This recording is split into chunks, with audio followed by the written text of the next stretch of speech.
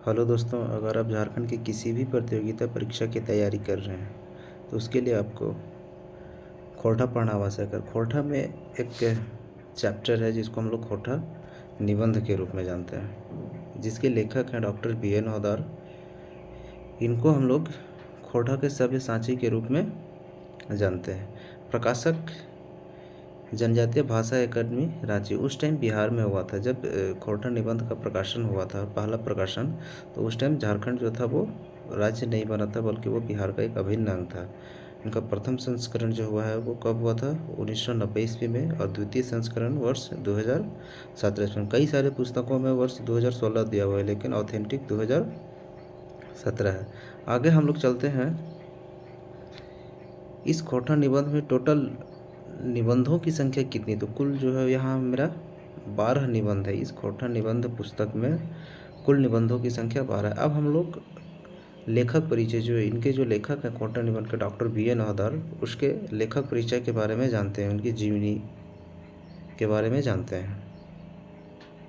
सबसे पहले इनका नाम डॉक्टर बी.एन. हौदार, इसको हम लोग भोगनाथ हौदार के रूप में भी जानते हैं। ये बहुत इम्पोर्टेंट है, क्योंकि प्रत्येक प्रतियोगिता परीक्षा में पूछा जाता है बी.एन. हौदार का फुल फॉर्म।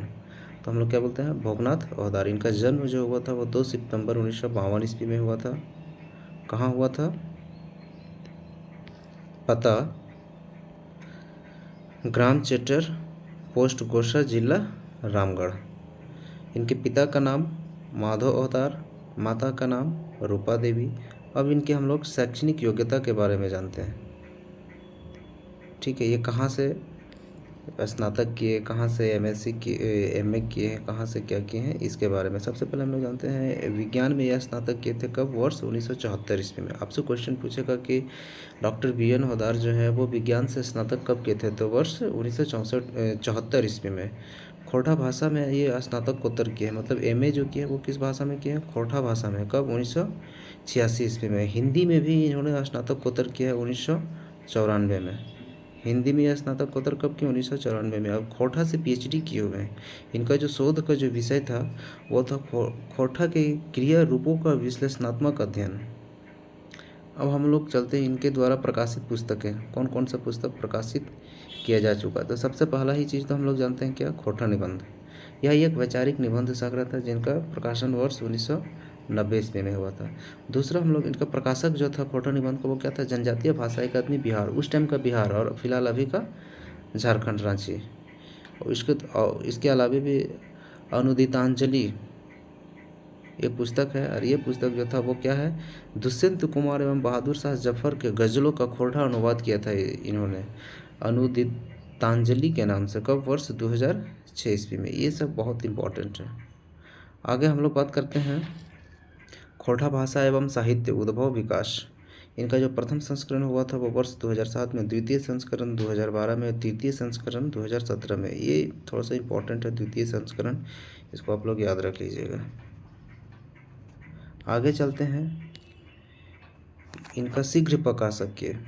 तो खोरठा लोक साहित्य। दूसरा आता है the culture heritage of Jharkhand. तीसरा आता है पूर्वक झोंका। ये पूर्वक झोंका जो खोरठा कहानी संग्रह। आपसे क्वेश्चन पूछेगा कि डॉक्टर बी.एन. हौदार के द्वारा लिखा गया खोरठा कहानी संग्रह निम्न में से कौन सा है? तो 3 ऑप्शन दिया होगा, चौथा में लिखा रहेगा क्या? पूर्वक झोंका। उसके बाद बतास दूत, यह खोरठा एक काव्य है। इसका जो कुछ अंश जो है वो साप्ताहिक पत्रिका में प्रकाशित भी हो चुका। अभी किस किस पुस्तक का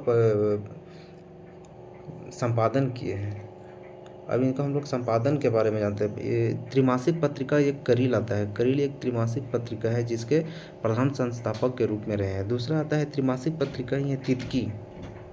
तितकी यह इंपॉर्टेंट है, इसका प्रबंध संपादक रहे हैं। तीसरा आता है कि झारखंड संदेश, यह एक हिंदी साप्ताहिक पत्रिका है, ठीक है, जिनके मुख्य संपादक रहे हैं कौन? Doctor B N. Haudar. Doctor B N. Haudar इनका क्या रहे हैं? मुख्य संपादक। अब आगे हम लोग चलते हैं निदेशक। खोरठा साहित्य भाषा संस्कृति अकादमी रामगढ़ के ये क्या है? निदेशक हैं। ये पूर्व सदस्य किसके थे? जनजातीय भाषा अकादमी बिहार सरकार के पूर्व सदस्य के रूप में पहले थे। अब अध्यक्ष के रूप में क्या है? खोरठा साहित्य संस्कृति परिषद के अध्यक्ष के रूप में भी यह कार्य कर चुके हैं। आगे इनको किन किन सम्मानों से सम्मानित किया जा चुका है, आइए हम लोग देखते हैं। सबसे पहला था खोटा रत्न। सन 1990 ईस्वी में इनको खोटा रत्न से सम्मान किया जा चुका है। श्रीनिवास पानूरी सम्मान, ये इंपॉर्टेंट है। श्रीनिवास पानूरी सम्मान से इनको वर्ष 2017 में सम्मानित किया जा चुका है। उसके बाद जवाहरलाल नेहरू फेलोशिप शोध कार्य के लिए management in development mind fellowship 1995 से 2000 में इनको सम्मान किया जा चुका है। आगे हम लोग आते हैं किस किस क्षेत्र में जो है गेस्ट फैकल्टी के रूप में थे। सबसे पहले विनोबा भावे यूनिवर्सिटी हजारीबाग के गेस्ट फैकल्टी के रूप में कार्य कर चुके हैं। उसके बाद पूर्व प्रधानाध्यापक थे कहाँ, स्नातकोत्तर जनजातीय क्षेत्रीय भाषा विभाग रांची विश्वविद्यालय के, ये भी आपका इम्पॉर्टेंट है। तो चलिए आज की इतना ही।